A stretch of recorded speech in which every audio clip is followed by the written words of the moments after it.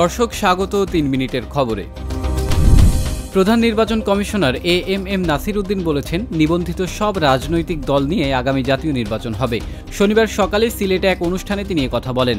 প্রধান নির্বাচন কমিশনার বলেন, সংস্কার কমিশনের প্রতিবেদন দেওয়ার পর রাজনৈতিক দলগুলোর নিবন্ধন নিয়ে নতুন পরিকল্পনা করবে ইসি। আওয়ামী লীগ নির্বাচনে অংশ নিতে পারবে কিনা এমন প্রশ্নের জবাবে সিইসি বলেন, সেটা সময় আসলে দেখা যাবে। তিনি বলেন, প্রবাসী ভোটার অংশগ্রহণের ক্ষেত্রে প্রথম বছরেই সবাইকে অন্তর্ভুক্ত করা সম্ভব নয়, তবে সব প্রবাসীকে পর্যায়ক্রমে ভোটার তালিকায় আনা হবে।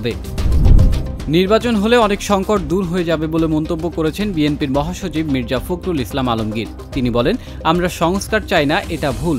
আমরা সংস্কারও চাই, দ্রুত নির্বাচনও চাই, কারণ নির্বাচন হলে সব সংকট কেটে যাবে। শনিবার রাজধানীর সোহরাওয়ার্দী উদ্যানে এবি পার্টির প্রথম কাউন্সিলে প্রধান অতিথির বক্তব্যে তিনি এসব কথা বলেন।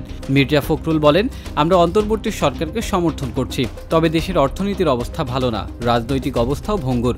আমরা ঐক্যবদ্ধ জাতীয় সরকার গড়তে চাই। শতাধিক পণ্যের শুল্ক কর বাড়ানোর সিদ্ধান্ত এবং শিল্পে গ্যাসের মূল্য বৃদ্ধির উদ্যোগ অর্থনীতির জন্য আত্মঘাতী বলে মন্তব্য করেছেন Dhaka chamber of commerce and industry DCCI এর সভাপতি তাসকিন আহমেদ। শনিবার ডিসিসিআই মিলনায়তনে অনুষ্ঠিত সংবাদ সম্মেলনে তিনি এই মন্তব্য করেন। তিনি বলেন, বাংলাদেশ বর্তমানে একটি সংকটময় সময় ও অর্থনৈতিক চ্যালেঞ্জের মধ্য দিয়ে যাচ্ছে। সীমিত বৈদেশিক মুদ্রার রিজার্ভ, আমদানি খরচ বৃদ্ধি, উচ্চ জ্বালানি ব্যয়, উচ্চ মূল্যস্ফীতি, ঋণ পেতে নানা বাধাসহ উচ্চ সুদ হার, এছাড়া বৈশ্বিক ভূ রাজনৈতিক অস্থিরতা, আন্তর্জাতিক ও স্থানীয় অর্থনীতি এসব চ্যালেঞ্জের মধ্য দিয়ে যাচ্ছে। এর পুরো চাপ জনগণের উপর গিয়ে পড়বে এবং এর ফলে দেশীয় আন্তর্জাতিক বিনিয়োগ, ব্যবসা বাধাগ্রস্ত হবে বলে তিনি জানান। এদিকে শতাধিক পণ্যে শুল্ক কর বাড়ানোর সিদ্ধান্ত প্রত্যাহারের দাবি জানিয়েছে জাতীয় নাগরিক কমিটি। কেন্দ্রীয় ব্যাংকের রিজার্ভ চুরির ৮০% অর্থ ফেরানো হয়েছে। বাকি অর্থ আদায়ে মামলা চলছে।